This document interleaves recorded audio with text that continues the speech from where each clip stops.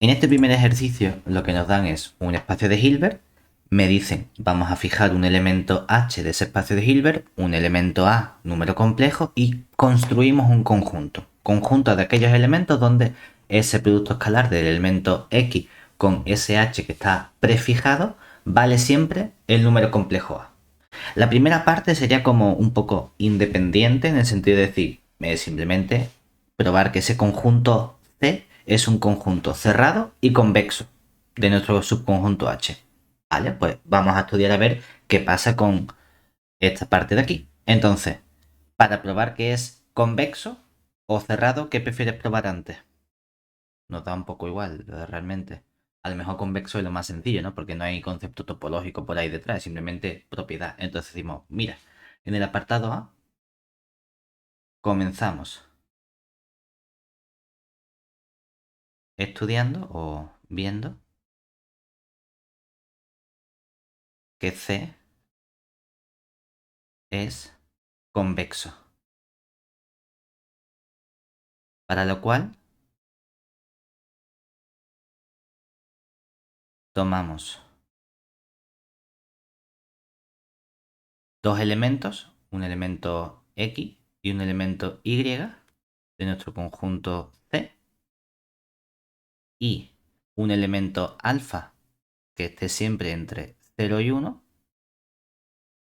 y estudiamos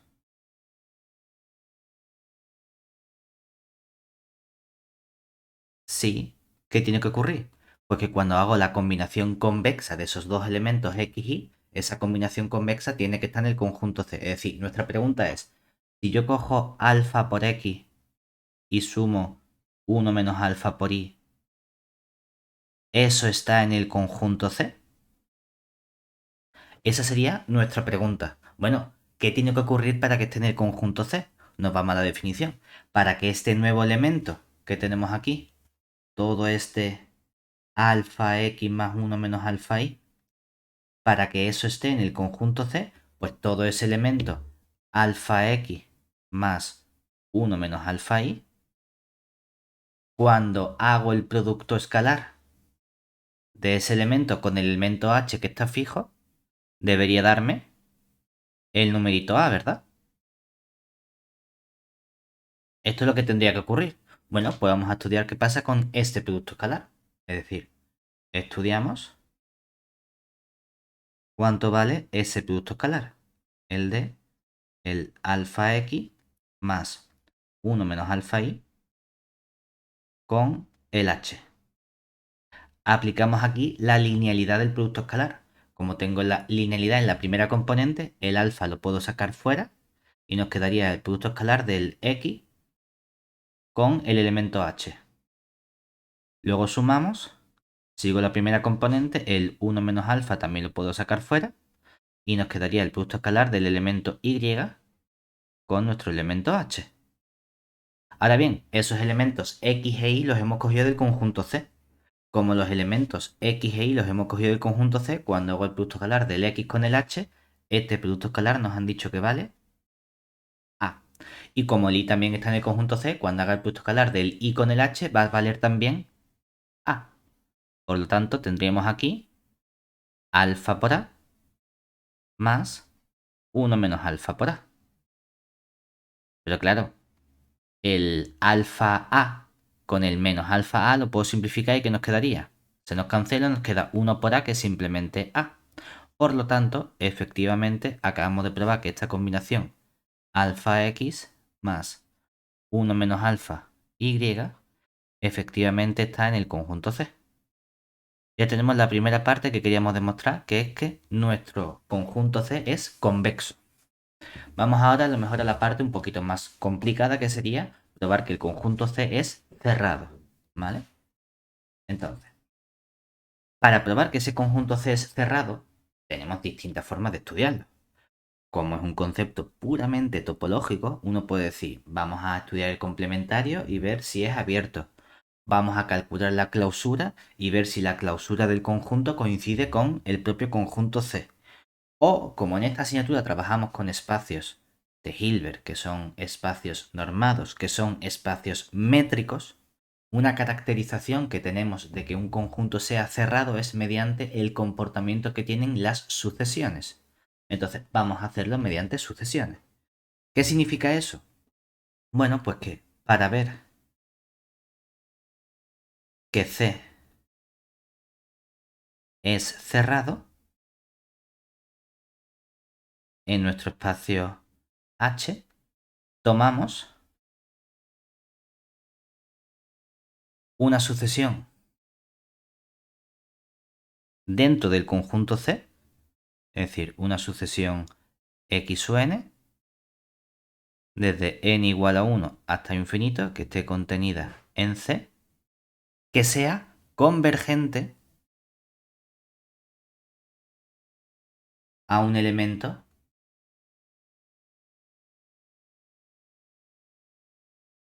X. ¿Y dónde está ese elemento? A priori, ese elemento tan solo sabemos que está en nuestro espacio de Hilbert H. Para que el conjunto C sea cerrado, ¿dónde quiero que esté también ese elemento X?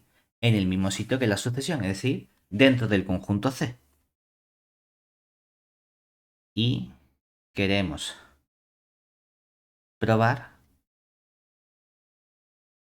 que X está también en el conjunto C. ¿Vale? Ese es nuestro objetivo. Muy bien. ¿Cómo lo podemos hacer? Bueno, para que esté en el conjunto C tengo que estudiar si cuando coja ese elemento X con el H, si eso nos da el producto escalar, justamente el valor A. Entonces, estudiamos qué ocurre con nuestro producto escalar.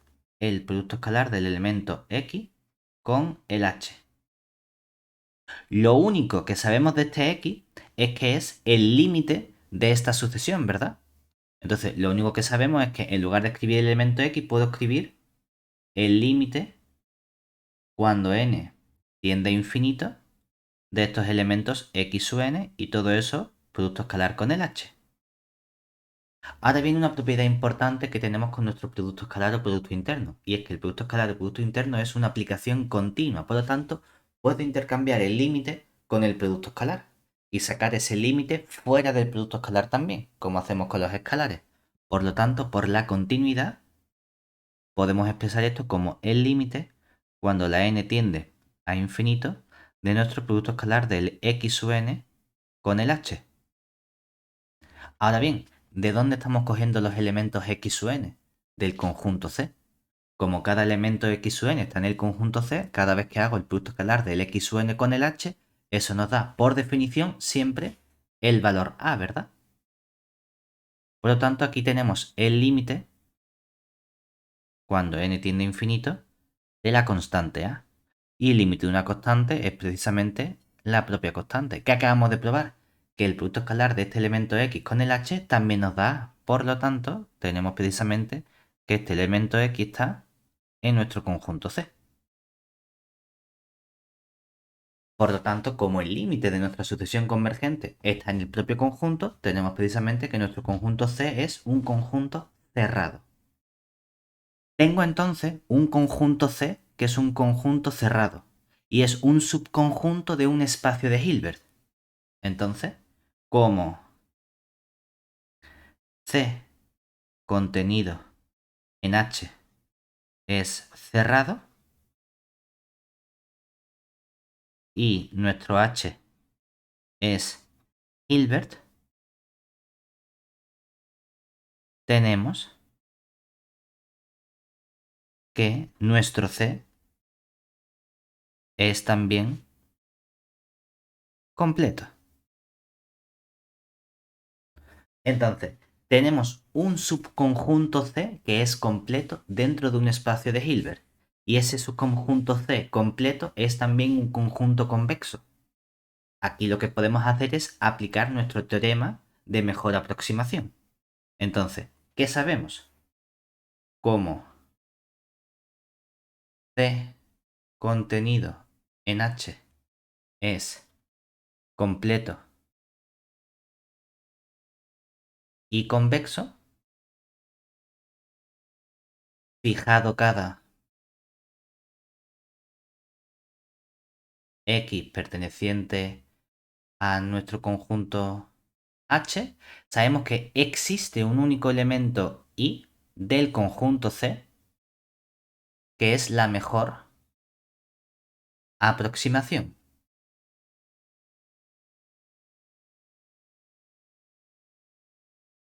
Es decir,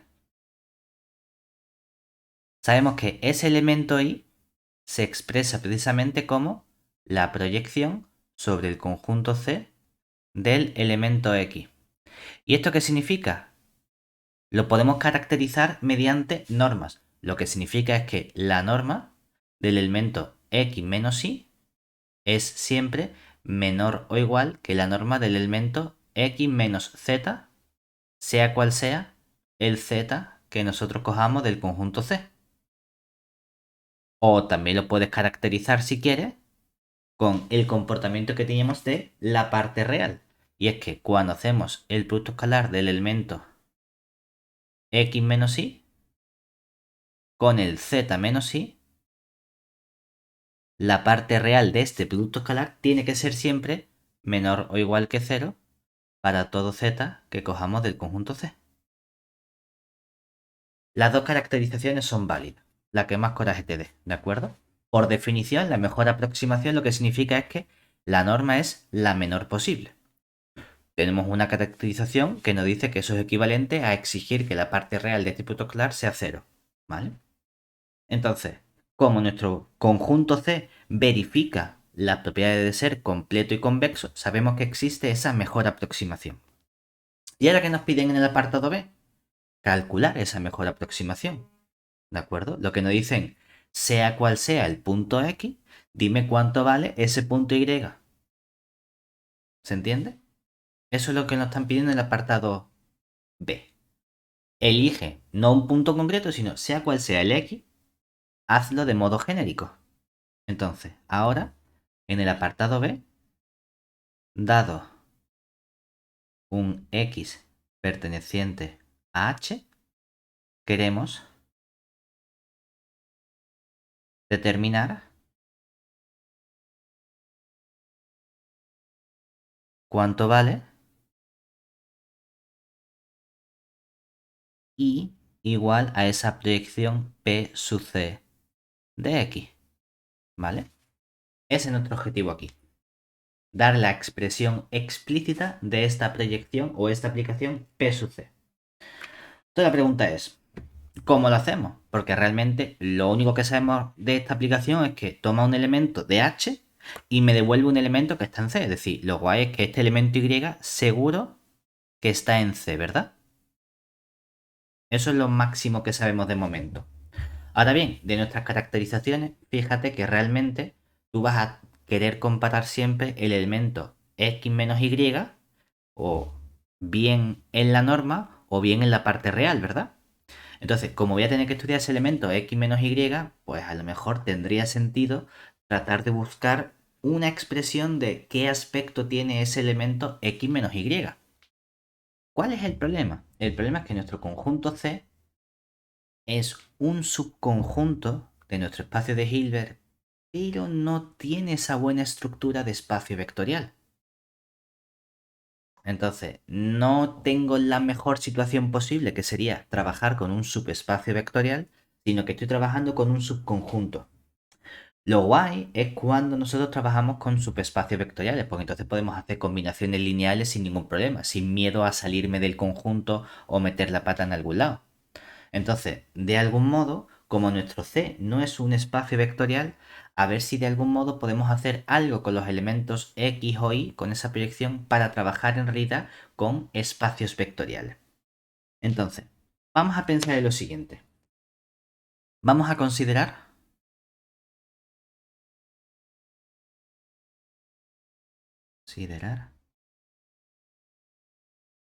el subespacio vectorial F, porque estamos acostumbrados a llamarlo C para los conjuntos, F para los subespacios. Vamos a coger el espacio lineal generado por el H. O lo que es lo mismo, aquí estamos cogiendo simplemente cualquier múltiplo de h, es decir, alfa por h, donde alfa es, como estamos en los complejos, ¿verdad? Un número complejo. ¿Qué sabemos de este espacio vectorial? ¿Qué dimensión tiene este espacio vectorial? ¿Cuántos elementos estamos utilizando para generar el espacio vectorial? Un único elemento que es el h, ¿verdad? Entonces es inmediato que este espacio vectorial f tiene dimensión 1. Es decir, observamos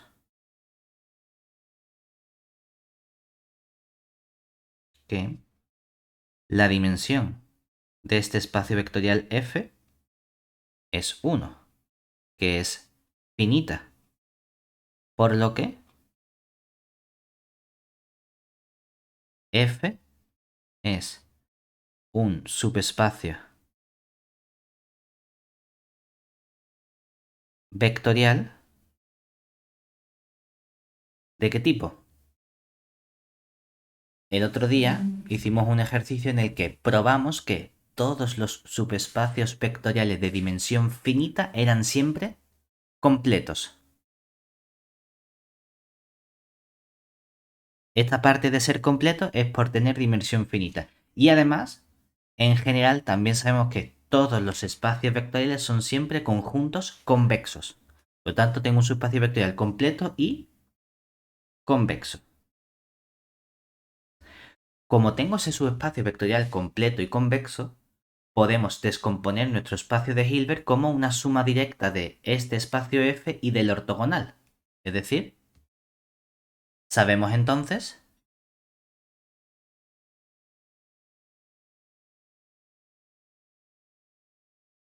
que podemos expresar nuestro espacio vectorial, nuestro espacio de Hilbert H como el espacio vectorial F suma directa con el complemento ortogonal. ¿Bien hasta aquí? ¿Por qué estamos haciendo esto? Porque nosotros queremos estudiar qué ocurre con el elemento x menos y, ¿verdad? Entonces, vamos a ver qué ocurre con ese elemento x menos y. Por otro lado,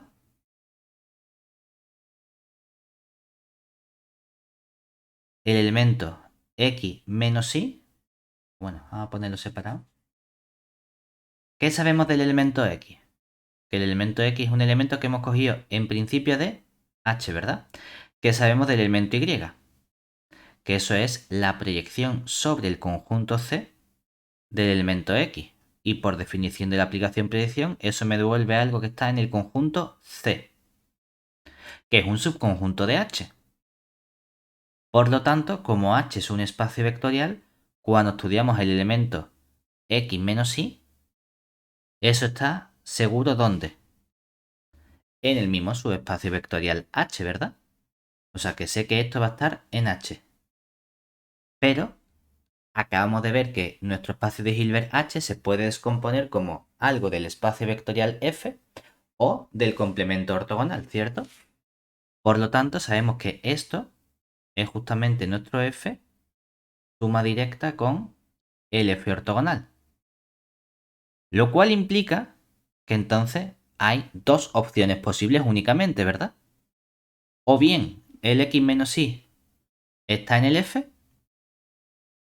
o el X menos Y está en el F ortogonal.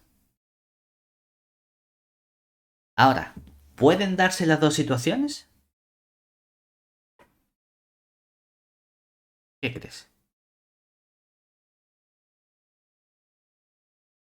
A lo mejor yo me invento un elemento X y resulta que para ese elemento X el X menos Y está en F. Y a lo mejor me invento otro elemento X y resulta que para ese elemento que me he inventado distinto el X menos Y está en F ortogonal. O a lo mejor no, o a lo mejor siempre tiene que estar X menos Y en F. O a lo mejor siempre tiene que estar X menos Y en F ortogonal. Vamos a estudiar qué ocurre con el ortogonal. Porque con el ortogonal tenemos un poquito más de información sobre qué tiene que ocurrir con los productos escalares, ¿verdad? Entonces, si X menos Y pertenece a F ortogonal, entonces, ¿qué ocurre con el producto escalar de X menos Y? Si está en el F ortogonal, es que cojo cualquier elemento de F mayúscula, ¿verdad? Y los elementos de F mayúscula son de la forma alfa por H, ¿verdad? ¿Y cuánto tiene que valer este producto escalar entonces? Como está en el complemento ortogonal, cojo algo de fuera con algo del F y el producto escalar tiene que ser entonces 0 siempre, ¿verdad? Claro, pero si desarrollamos esta expresión, ¿qué ocurriría aquí? Hombre, que esto sería lo mismo. El alfa podría salir fuera, ¿no? Realmente que tengamos el alfa o no lo tengamos, da igual, ¿no? Porque como es cero, sí, saco el alfa, alfa conjugado por el producto escalar de x menos y con el h tiene que ser cero. Vale, olvídate del alfa, esto nos está diciendo que el producto escalar del x menos y con el h tiene que ser cero. Pero esto es lo mismo que pedir que el producto escalar de x con h menos el de y con h tiene que ser cero. O lo que es lo mismo, el de x con h tiene que ser lo mismo que el de y con h, ¿verdad? ¿Cierto? Pero, ¿el elemento y de dónde lo estamos cogiendo? El elemento y, si te fijas, está en el conjunto C. Y cuando hago producto escalar de un elemento de C con h, ¿eso cuánto nos sale? Ah, ¿verdad? O sea que esto, como y pertenece al conjunto C, esto tiene que darnos A. Pero entonces esto me estaría diciendo que el elemento X, ¿dónde tiene que estar? Si el producto escalar de X con H me da A, es que el elemento X, ¿dónde está? Siempre. En el conjunto C, ¿verdad? Y la pregunta es, ¿siempre vas a tener un elemento de C? Porque el X era un elemento de H arbitrario, ¿verdad?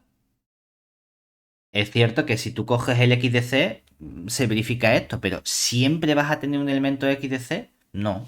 Entonces, tendríamos una contradicción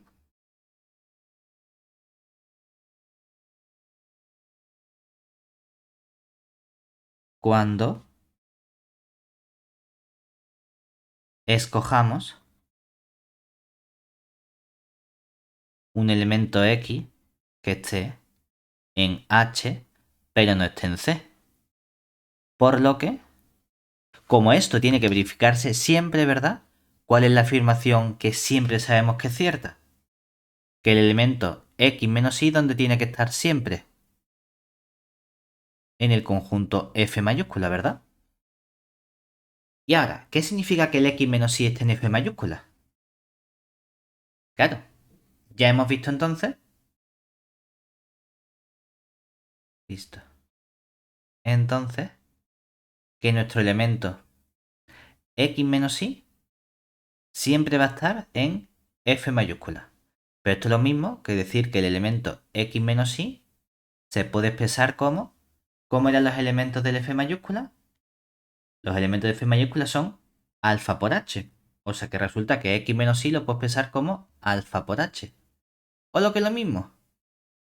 El elemento Y, que es nuestra proyección, se puede expresar siempre como X, y si este lo paso sumando, este lo paso restando, menos alfa por H, ¿verdad?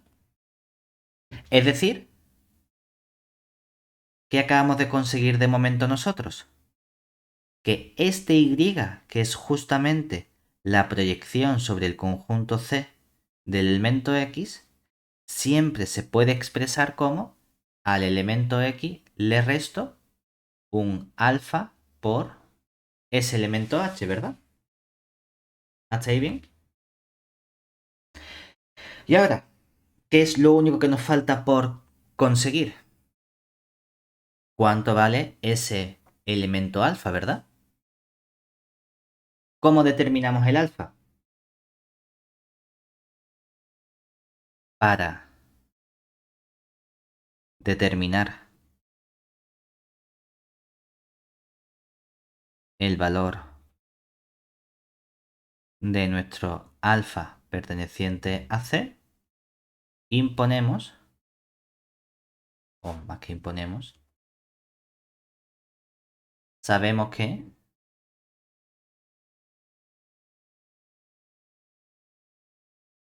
esta proyección está en el conjunto C.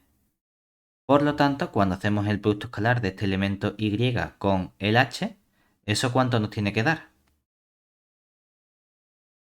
Nos tiene que dar A de nuevo, ¿verdad?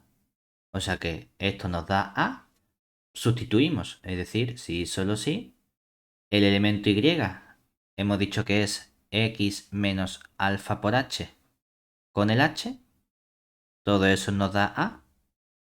Aplicamos la linealidad del producto escalar, nos quedaría entonces el producto escalar de X con H coincide con el producto escalar de, o bueno, menos primero, menos el alfa sale fuera, alfa por el producto escalar de H con H, todo eso tiene que ser igual al A y por lo tanto, ¿cuánto vale el alfa? Esto pasa sumando, el A pasa restando, o sea que alfa sería al elemento producto escalar de X con H, le restamos A y todo eso lo dividimos entre el producto escalar de H con H. ¿Vale? De este modo, ¿cuánto vale nuestra proyección? Hemos obtenido así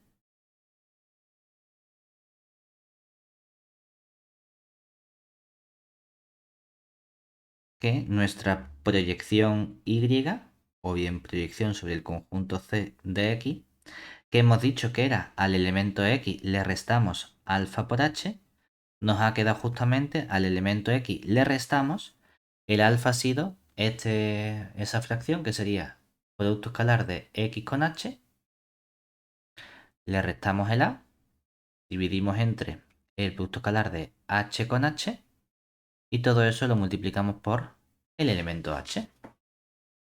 Este es nuestro producto escalar. Ojo, en principio, esta expresión nos ha servido para qué valores. En principio, nos ha servido para todo elemento X que estaba ¿dónde? En H. Para llegar a esa contradicción habíamos supuesto que el elemento X, ¿dónde lo tomábamos? En H menos C, ¿verdad? Entonces, en principio, esta fórmula que hemos obtenido es válida para todo elemento X de H menos del conjunto C. La pregunta, ¿sirve también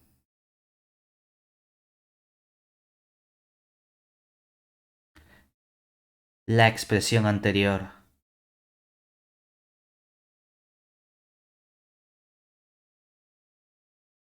cuando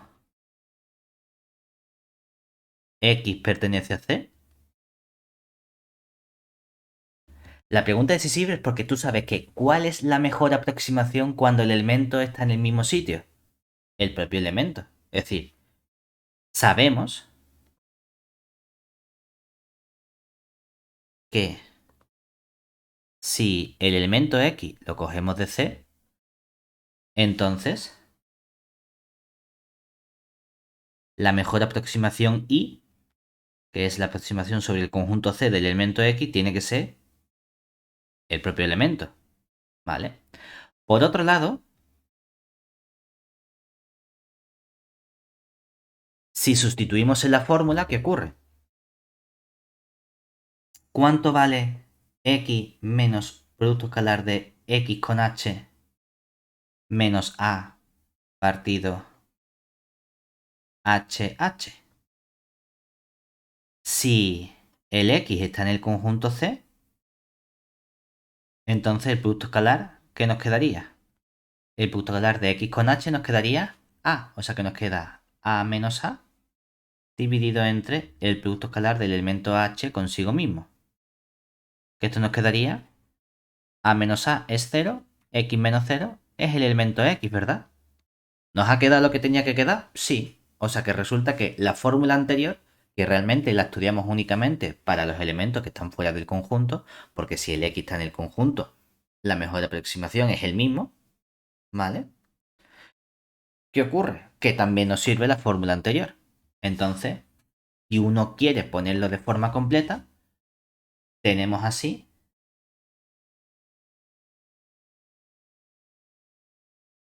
que lo que quiero decir es que esta mejor aproximación y, que es la aproximación sobre el conjunto C, la proyección del elemento X, lo que tú siempre sabes es que esto va a depender o vas a tener dos casos posibles, mínimo, que sería, ¿qué pasa si el X, un poquito más despacio, ¿qué pasa si el X está en el conjunto C?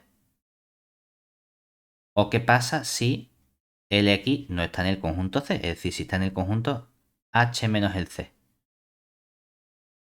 De las dos, hay una que tú siempre sabes.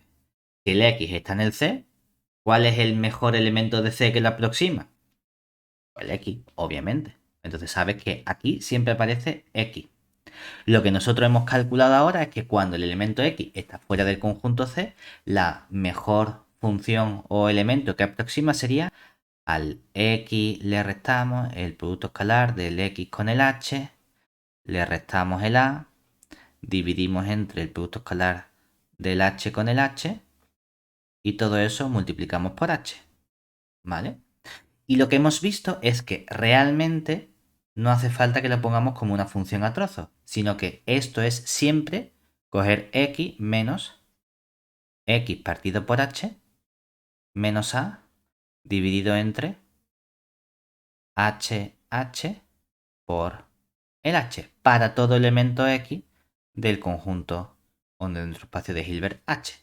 No hace falta que lo pongamos como una función a trozos, ¿de acuerdo? Eso es lo único. ¿Que no te das cuenta? Pues no pasa nada. Lo dejas como esta función a trozos y ya está.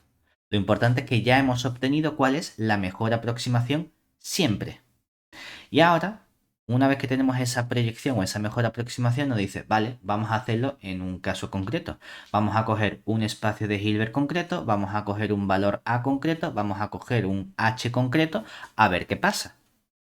Entonces, en la segunda parte, aquí que nos dicen, nosotros ya sabemos que la mejor aproximación viene dada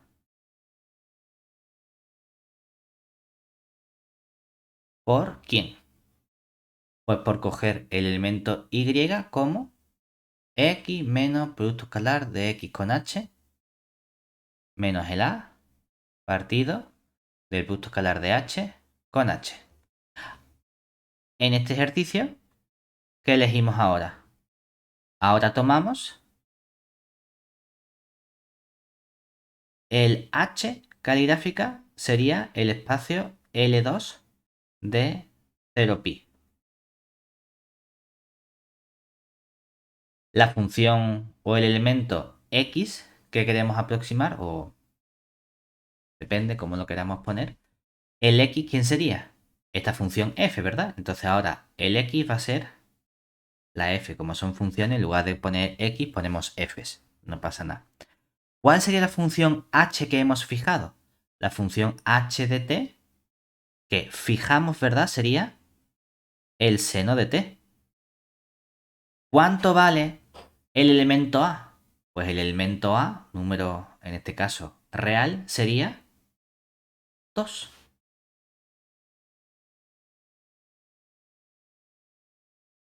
Con esta información, ¿cómo calculamos nuestra función y? En lugar de y, vamos a calcularlo. ¿Quién? Este elemento, ¿verdad? Entonces, el elemento x que ellos fijan ahora, ¿quién sería? Este elemento x de t, porque nosotros lo hemos calculado aquí en general, ¿verdad? Para un x arbitrario. Ahora el x lo vamos a fijar y vamos a decir, ese x de t es lo que llaman aquí la función e de t y sería, o es la que está dada por el coseno de t. Entonces, vamos a buscar la mejor aproximación y, ¿verdad? Realmente ya lo sabemos, porque entonces esa y de t, que sería la proyección, es que el conjunto C no lo hemos llamado C, lo hemos llamado A caligráfica. Bueno, pues no pasa nada. De el A caligráfica de la función g de t, ¿quién sería ahora? Cojo la función g de t. Le resto el producto escalar de la g con la h, que la h es la que tenemos aquí, ¿verdad? Le resto el a. Dividimos entre el producto escalar de h con h y multiplicamos por, que me ha faltado multiplicar por h, ¿vale? Venga, ¿cuánto nos queda eso? Pues mira, nos va a quedar, vamos a ponerlo todo aquí abajo, sería, la función g de t sería coseno de t, menos el producto escalar, vamos a poner aquí la fracción, el producto escalar es la integral entre 0 y pi de la función g, que sería el coseno de t, por la función h, que es la función seno de t, diferencial de t, y a todo eso le restamos el a, que vale en este caso 2, ¿verdad? Dividimos entre la integral entre 0 y pi de la función h, que es seno de t, por la función h, que es seno de t, seno cuadrado de t, y todo eso luego al final lo multiplicamos por la función h, que es la función seno de t. ¿Qué teníamos que calcular únicamente? Pues estas dos integrales, ¿verdad? Ahora dice, ¿cómo de complicado? Bueno, pues vamos a calcularlas por separado, ya que me quedo sin espacio, no por otro motivo. Entonces, calculamos por separado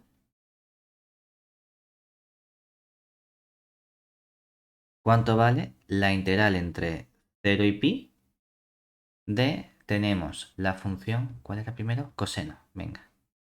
Coseno de t, seno de t, diferencial de t. La puedes hacer por partes porque es cíclica. Yo no la haría por partes. Yo diría, bueno, tengo aquí, utilizando razones trigonométricas, un medio de la integral entre 0 y pi del seno del ángulo doble, ¿verdad?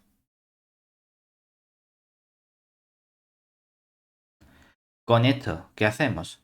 Ahora el seno de 2t si es inmediata, nos quedaría que la integral del seno de 2t es menos el coseno de 2t dividido entre 2. Porque así cuando digo el coseno nos queda menos el seno, con el menos me queda más, el 2t sale un 2 y tengo este 1 medio delante multiplicando, ¿verdad? Y todo eso lo evaluamos entre t igual a 0 y t igual a pi. ¿Qué nos quedaría? El 1 medio con el 2, pues puedo poner ya si quiero un cuarto, que multiplica menos el coseno de, para t igual a pi nos quedaría 2pi, menos, restamos lo que vale en 0, sería con el menos se convierte en más, el coseno de 0. ¿Cuánto nos queda todo esto? 0, y entonces todo esto sería 0, ¿verdad? Por otro lado, la integral entre 0 y pi del seno de t por el seno de t, utilizamos la otra identidad trigonométrica que nos quedaría la Pero integral. cuando ¿Eh?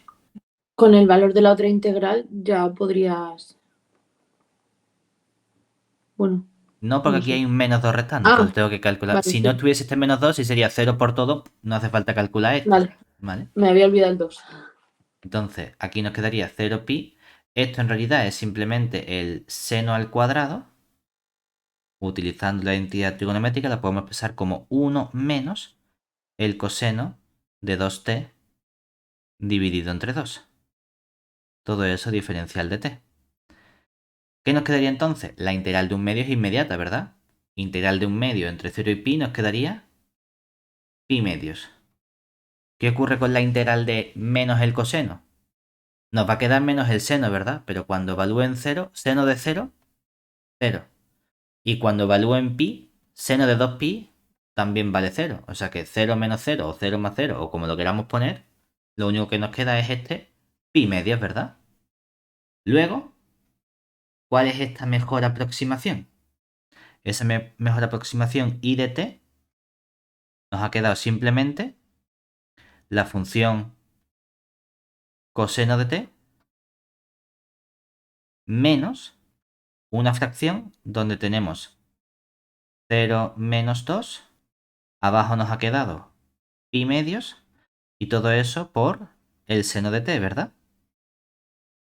O si queremos simplificar este 2 que está dividiendo y otra vez dividiendo, menos con menos nos quedaría más, es decir, nos queda el coseno de t, menos con menos más, el 2 con este 2 pasa a ponerse como un 4 dividido entre pi por el seno de t. Y esta es nuestra mejor aproximación de la función coseno de t en este conjunto. ¿Vale?